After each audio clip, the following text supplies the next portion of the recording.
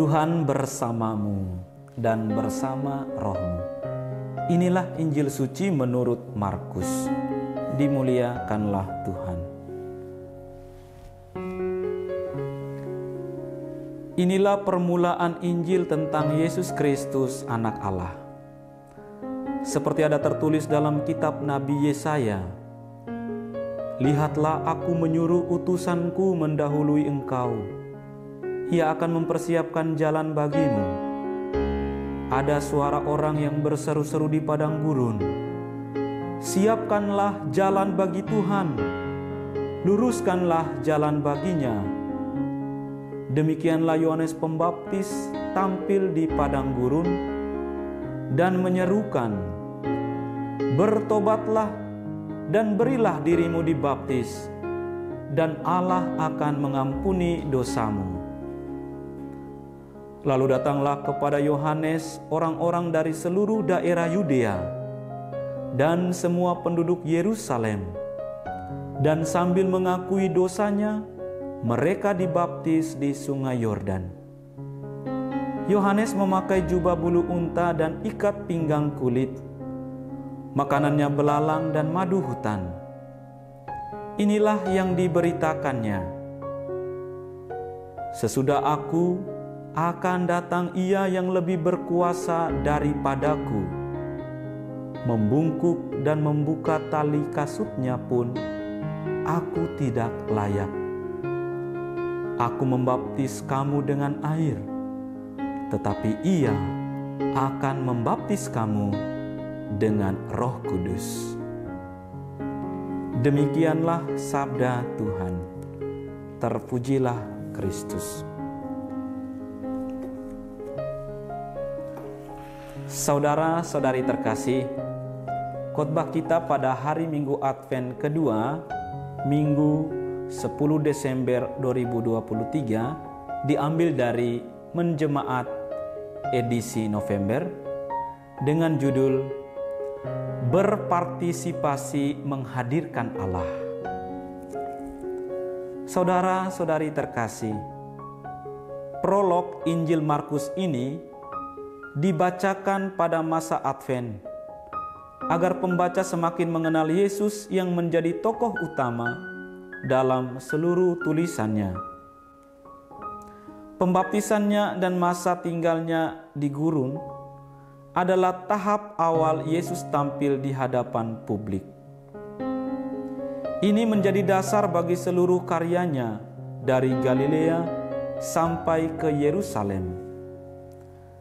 Kata gurun menjadi tempat yang sangat penting untuk memahami awal kedatangan Yesus dengan tampilnya Yohanes Pembaptis.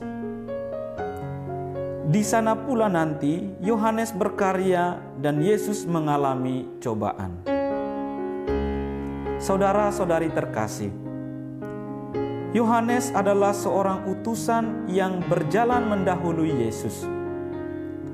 Dia adalah orang yang bersuara dan berseru-seru di padang gurun dan berkarya di lembah Sungai Yordan, serta didatangi oleh orang-orang Yudea.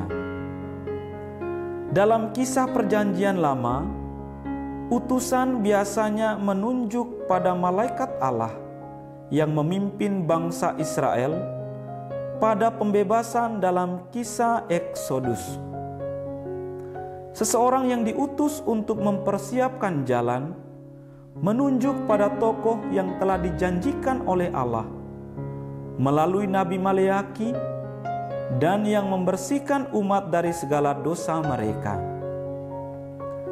Suara yang berseru-seru di padang gurun adalah pewarta yang digambarkan oleh Yesaya sebagai tokoh yang akan menghibur umat Allah.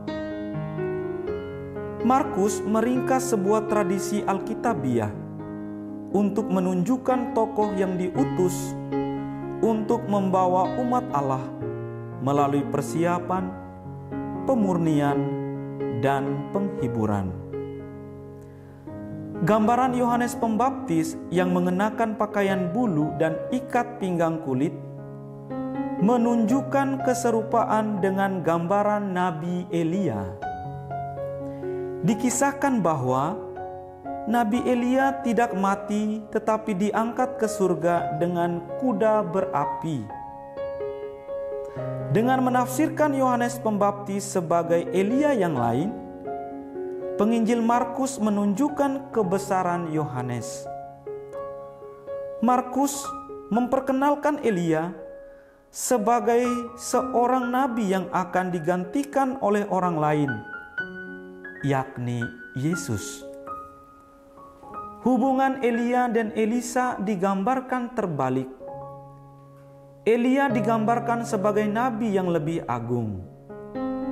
Pewartaan Yohanes tentang Yesus menunjukkan bahwa Yesus lebih besar daripadanya. Saudara-saudari terkasih, melalui kisah ini, Markus menyadarkan umat Kristen pada zamannya akan krisis keputusan yang dihadapi Israel pada masa Yohanes berkarya. Tidak banyak gunanya mengenal Yohanes sebagai tokoh historis saja. Yang terpenting adalah pertobatan yang diserukannya. Gereja Kristen sejak semula mengakui peranan Yohanes Pembaptis dalam karya penyelamatan Allah. Ia dipandang sebagai perintis kerajaan Allah sehingga diberi kedudukan istimewa dalam Injil. Gereja mengartikan kembali peranannya yang dulu dan akhirnya menjadikannya sebagai bagian yang tak terpisahkan. Yohanes adalah utusan yang menyampaikan kabar baik tentang Yesus. Saudara-saudari terkasih, acap kali kita mengira bahwa kesuksesan yang kita peroleh melulu hasil jerih payah kita sendiri. Kita sering lupa akan peran orang-orang di sekitar kita yang selama ini setia mendukung kita, bahkan dengan caranya masing-masing memberikan kontribusi yang sangat kita perlukan. Di masa Advent ini, kita diajak untuk semakin mawas diri dan menyadari karunia Tuhan yang begitu besar dalam diri kita, sehingga kita mau bertobat dan semakin memurnikan motivasi kita menjadi pengikut Kristus. Tuhan memberkati kita. Amin.